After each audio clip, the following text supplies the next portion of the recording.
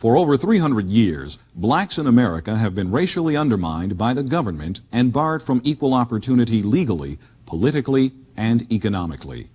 History shows blacks were the labor force responsible for the vast fortunes amassed in the United States and Europe in the 16th and 17th centuries.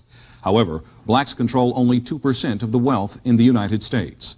Good evening and welcome to Detroit Black Journal. I'm your host, Darrell Wood. Coming up on this edition of the Journal, we will engage in a revealing interview with Dr. Claude Anderson, author of Black Labor, White Wealth.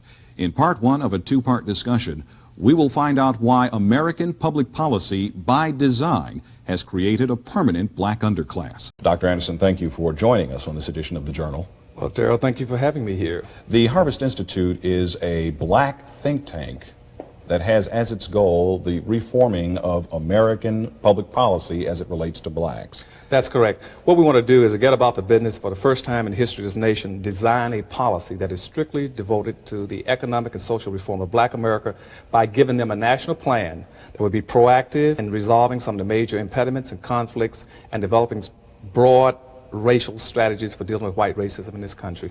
A major thrust in that direction is the release of your new text, Black Labor, White Wealth. That book is incredible in the respect that it destroys myths, long-held fallacies, lies, and illuminates history and factuality as it relates to the black condition in America. And by that, more specifically, the institutionalization of racism is exposed for what it really is in American society. What's happened to us all this time, Darrell, is that we've got locked into the lowest status of a no-win monopoly game.